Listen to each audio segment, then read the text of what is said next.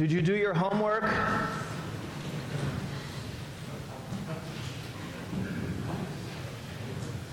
Did you do your homework? Remember what your homework even was? Read 5, 6, and 7 chapters, 5, 6, and 7 of Matthew's Gospel. Did you do your homework? Everybody? How long did it take you to read it? About 15, 20, 25 minutes? About somewhere around that for those of you that did it? Something like that? About the length of a good homily? Sermon? You know where I get it from now, don't you? If you didn't do your homework, do it this week. It's important. And it's important, reading the Sermon on the Mount, those chapters in the Gospel of Matthew, 5, 6, and 7, because it's the legend on the map. So, you know, in the bottom of the corner, the legend that tells you what all the different symbols mean. It's the legend of the map of Jesus. It lets you know what Jesus is all about. Because he is the map, and we must know his sayings, his commands, his words, if we want to be able to make sense of what he calls us to in our lives. That's what he says in the gospel. Whoever breaks one of the least of these commandments and teaches others to do so will be called least in the kingdom of heaven. But whoever obeys and teaches these commandments will be called greatest in the kingdom of heaven. In other words, it's a rules of the road kind of thing. You know that stop sign that's at the corner that you say, why is that stop sign there? I don't like that stop sign there. You know which one I'm talking about? Whichever corner you want it to be on. The one you don't like, because we all have stop signs we don't like. Well, as of today, you can ignore that stop sign, okay? You ignore it. Just ignore it. It doesn't exist. It's not there. Just go through it, okay? No worry. It's okay. And you know how you like to travel real fast on 309 south of town towards going into South Tamaqua? 60 miles an hour, no problem. Go for it, okay? No, obey the rules, okay? Follow what's on the map. And the best way to follow the map is with humility. And that's that compass that points the direction for us, that keeps us going on the path that God calls us. It gets us where to. Humility is not thinking less of yourself. It's thinking of yourself less. Humility demands that if you're feeling unworthy, as my mother would say, get worthy. You can be worthy of it all. And if you have to go to confession, maybe that's what you need to do. Humility allows for greatness. It allows for us to become the best version of ourselves. But that requires trust in God's plan. Because God wants the best for us. Absolutely, there's no doubt about it. Humility comes from that same Latin root word that we have for dirt. Is it earth, the soil and the ground, Humus. Humility, humus, that's that same word. That's where it comes from. So think about what happens when you play in the mud, As we have the kids over in the hall over there, we put a big mud bath in, so when they come back, they're all going to be muddy.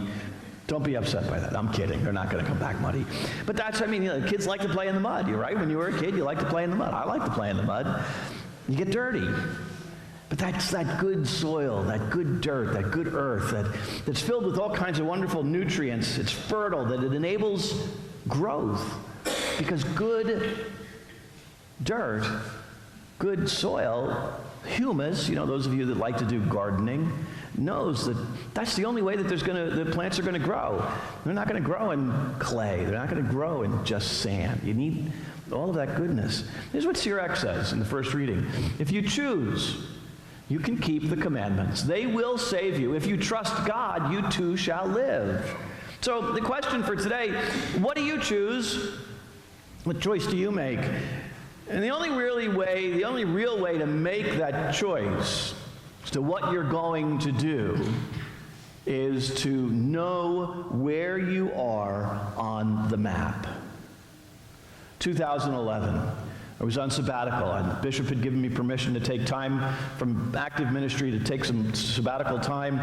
A good portion of that time, actually 5 months, I spent in Europe. Strange place. I didn't know my way around. How was I going to get to where I go? Well, a good part of that time in Rome, was for 3 of the months were spent in Rome. And the good part was that it was in the classroom, so you don't have to worry about where am I at on the map. You're in the classroom, you're safe. It's that when I went out to travel, which there was a good amount of time allowed for traveling, whether I was alone or with some of the other guys, the priests that were in the sabbatical program with me, or a larger group even, the question always came up, where are we?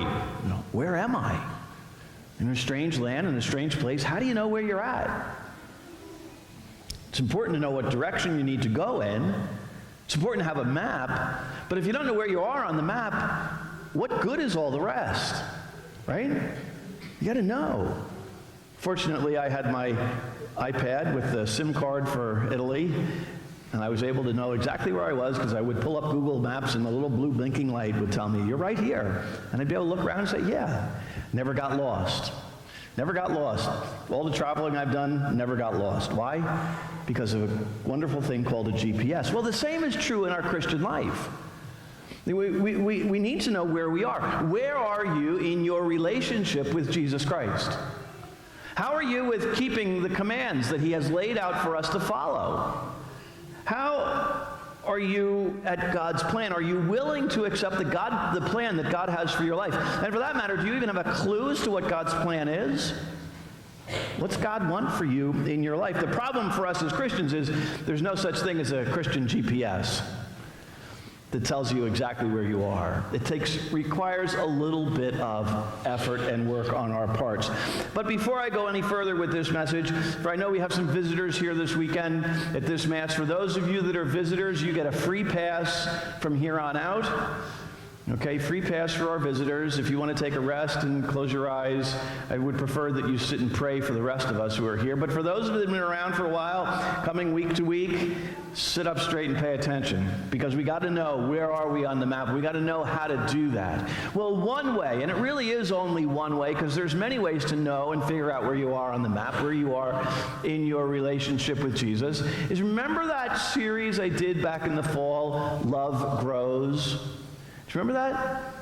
And each of the letters on the word grows was each part of the series. The G, go to Mass regularly and receive the Eucharist. And I mentioned in all of that if you're not receiving communion, if you're not receiving the Eucharist, if there's some reason, please, I want to help you make that happen because it's a gift that God has given to us. So please, if you're not receiving communion, come and see me and we'll make that happen, okay? Because there's nothing that I can't fix. R, repent and reconcile. And again, if that means going to confession, get there. It's not a big deal. If you're afraid to do that because you haven't done it in a long time, don't worry. I'll help you. That's my job. We usually do it pretty good.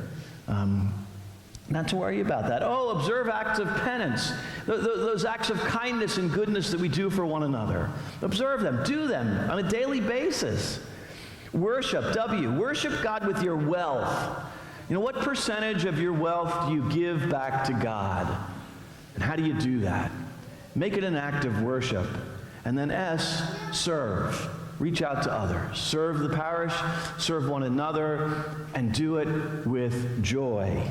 So in order to be able to find where we are on the map, in order to follow the commandments, keep the commandments, to live the values that our faith offers, well, it requires a bit of a leap of faith. And I'm going to get our friend Indiana Jones on his third trial to show us how.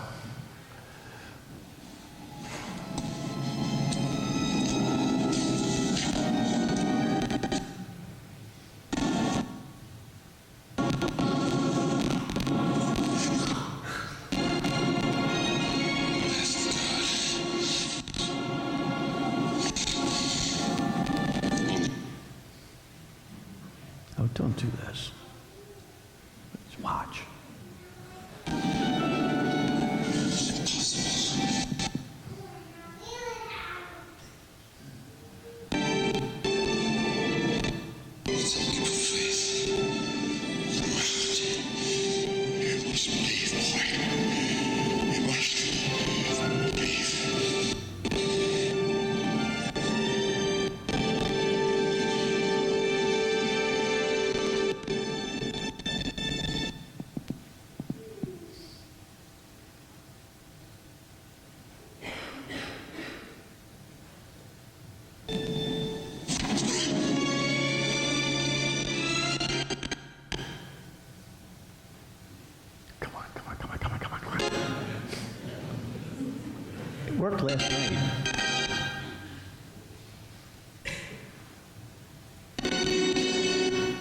It's okay, he's not saying anything. It's just music at this point. You gotta see, watch what happens.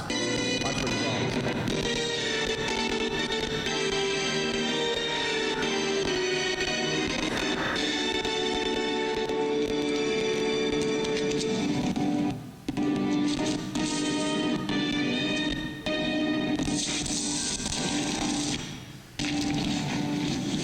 Yeah, it does that. It buffers, and I have fixed it, and it works. Sometimes it works, sometimes it doesn't. So what he was saying there at the beginning, as he comes out of the cave, the last 2 weeks we saw him going through the trials in the cave. He comes out of the cave and he sees this gorge there, and he's only and he reads from the book, only by a leap of faith from the lion's head will he prove his worth. And he looks at this gorge and he says, I can't do this. It's impossible. Leap of faith. It's impossible. I can't do this. And we say that same thing, don't we, when we look at the commandments, like the gospel today. You've heard it said, but what I say, and I'll come back to that in a moment. The gospels, we say, I can't do these. I can't follow these commandments. Yes, you can. Yes, you can. Another way that people say it is, well, that really doesn't apply to me, so I don't have to. No, yes, you do. It does. All of this applies to all of us. And then in the last part of that clip is really what I wanted you to see. The last part of that clip, he takes the handful of dirt and he throws it on the path, and what happens? There it is. See, in the dirt, the earth, the soil, the humus, humility makes clear the path that God lays out for us. Humility makes that path very clear. Jesus says, do not think that I have come to abolish the law or the prophets. I have come not to abolish, but to fulfill. You've heard it said, but what I say to you is. This is what was taught. Now what I'm going to do is give you even more. It's difficult. It's difficult to do what Jesus says, but once you know the starting point, once you know those commands of Jesus, then getting where to is so much easier. The commandments of Jesus give us the starting point. But we can't think of the commandments, like from that old Catholic mentality of pray, pay, and obey. Remember that? No, not that. We can't think of it from the attitude of do what I say and don't ask any questions. No. And not even from the idea, the mentality that like Mom used to say when I was a kid, and she'd tell me to do something and I would answer why, and she would say, bingo, you got that one. No. You do it that way, you have to.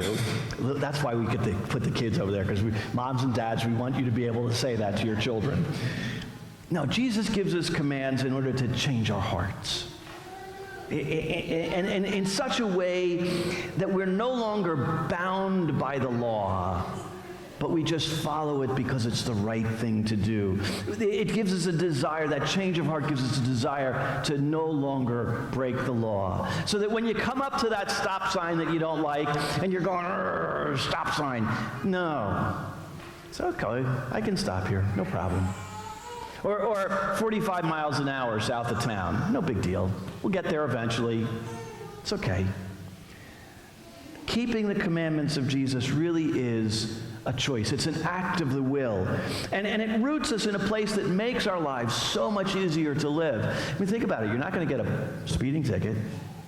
You're not going to get a ticket for going through the stop sign. And, the chances of somebody getting hurt or worse, killed, probably won't happen. But admittedly, it's a challenge. It's scary. It's scary to follow the commandments. I think of Moses, that great story of Moses. After he gets the tablets and comes down the mountain, comes down from Mount Sinai with the two tablets of the covenant, Exodus tells us. And what he didn't know was that his skin had turned radiant. He was alive in a way that nothing ever he had experienced. And when Aaron and the other Israelites saw him, they were afraid to come near him because he has changed, because he was so radiant, because God had infused him with the law, with the command. But that didn't stop Moses from doing what he had to do. from laying out God's commandment. And this is what Exodus tells us, that God said to Moses, speak to the whole Israelite community. Tell them what I told you. Tell them the commands that I have given you to do. You know, it's not just for my personal life. Following the commands is not just something that's personal or private. It's something that we do as a community as well. They're geared for the community. Knowing where we are on the map isn't just about me as an individual, but it's about us as a community. Where are we as a community on the map? There's a website that you might be aware of. Only in Your State is the website. And what it is it's a different states listing of different things that only in your state. And then this website for the state of Pennsylvania, and I'm sure the other states, I didn't go looking that far, they list, some of the places that are restaurants where you would want to eat. And in the state of Pennsylvania, they say there's 21 restaurants that you want to eat at in 2017. You know which was number 1 on the list? Tamaqua Station Restaurant. Number 1 on the list of restaurants you want to eat at in Pennsylvania, the Tamaqua Station Restaurant. Ahead of restaurants in places like Philadelphia and Pittsburgh, where you might think they're the ones that should be at the top of the list. No, right here in our own town. And that's a great thing. As when I moved into town, I remember thinking how the sidewalks and the streets here in the center of town and how beautiful they are, the park in the center of town, and just the real effort to revitalize our community. It's a wonderful, great thing. But at the same time, there's some real problems, symptomatic problems of something deeper. 2 weeks ago, I attended the community prayer service at Bethany ECC Church for those who have been affected by drug addiction, people praying for people who have died from drug overdoses. And they listed the name of 29 people in recent years that have died. Of those 29, 19 died in the last 5 years. In 5 years, 1/3 of that group, 19 people have died because of drug overdoses. That's a problem. That's a real problem. As I was sharing my message with a few folks over the course of this past week as part of my preparation, which I do, someone said to me, and Father, there's an increasing population of homeless people in Tamaqua. I said, what? Homeless people in Tamaqua? Yeah. Homeless people in Tamaqua, and it's a growing number of people. So while there's really great things happening in our community, there's also some issues, some concerns that we need to consider in order to get where to as a community. That's the larger community. What about our parish? What about our parish community, the parish of St. John the 23rd? What's happening here? Well, great things are happening here. Last weekend, we had 65 people do the Called and Gifted workshop. They learned about the gifts that God has given them and how they can use them better. In the course of the last year and a half, we've had 150 people participate in the Alpha course. And by the way, for those of you that are of college age, and if you have any children who are of college age and older, that 20-something crowd, coming in May, we're going to be doing a Alpha course for young adults. So for those of you, you're invited to participate. Pay attention for information. It'll start about the time most colleges finish for the season. Isn't that an amazing thing how we scheduled that? Love Grows. We did that series. I mentioned that series. Love Grows. One of the things that we did during the Love Grows series was to institute online streaming so that all of our masses on Sunday are live online for people who are unable to be here. Hey, folks, how are you? It's good to be with you. Thanks for being with us. Do you know that there's about 70 people, give or take a few, every weekend that are paying attention to us, watching us live online? There's 70 people with us here in church. Isn't that wonderful? That's a great thing that we can do that.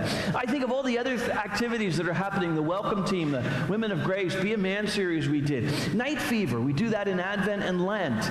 An opportunity to worship the Eucharist in a way that just is very different from what you might have experienced as a youngster. Wednesday Adoration is really a great thing. I was in church praying in front of the Blessed Sacrament just this past Wednesday afternoon, and there was a mom and her young daughter there.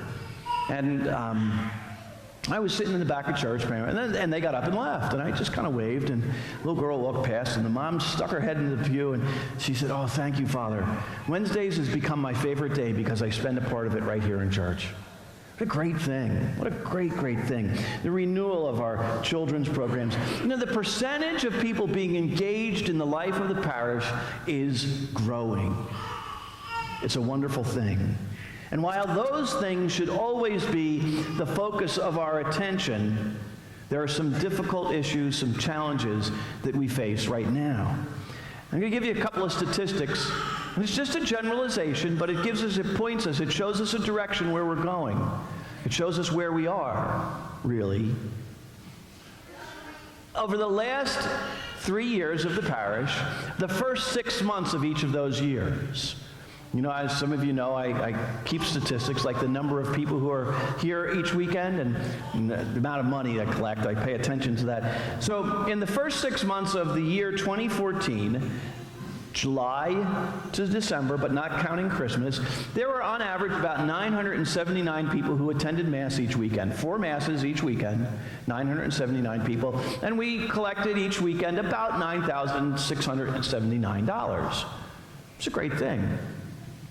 In 2015, there were about 863 people who attended Mass in those same 6 months, collecting about $9,429. This past year, 2016, in the first 6 months, 825 people each week at Mass, collecting about $8,759. That's a decrease of 17% in attendance and 11% in the average weekly giving. Now, before anybody goes pointing fingers at anybody about why that is, it truly is all of our faults in one way or another. But there's another statistic that you need to know. In the same period of time, actually the whole time, so from 2014 until the present, there were 42 baptisms, and that includes 2 that I'm going to be doing right after Mass today. 42 baptisms, and in the same period of time, we've had about 150 funerals. 42 new, 150 with God, hopefully. So that really points us why some of these statistics are the way they are. But if for any reason I might be at fault, and I know that there are people who left the parish because of me, I know that, I'm aware of it, I understand it, it's okay. But if I have done anything to hurt anyone, said something that was offensive, please know I sincerely apologize for that. Because that's not my intention to hurt anyone. It's not my intention to drive people away from their relationship with Jesus Christ. And I know I'm a weak human being, and I fail, and I make mistakes, and I'll do time in purgatory for that. I'm okay with that reality. It's all right. But I do have to make decisions. And I've made decisions in the past, and I'll make decisions in the future. It's my role as pastor to do that. But it's important that every one of you know and trust that those decisions I make in the best interest of the parish. Not my interest, the best interest of the parish. Some of them I'll let you all know about and be aware of as I make them and come to terms with what are the decisions that I have to make.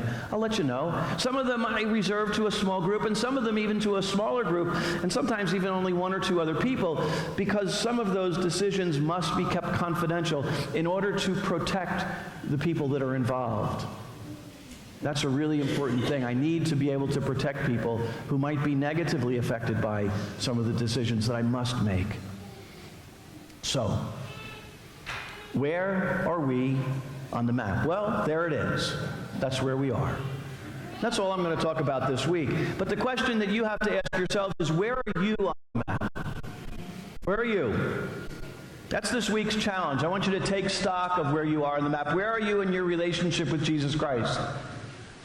Where are you when it comes to keeping his commands and what he wants of us? Where are you when love grows? How are you making love grow in your life and those lives of people around you?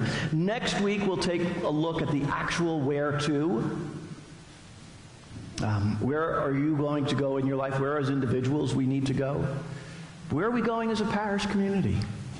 And then the following week, I'll talk about the resources that we need and that we have in order to get where to.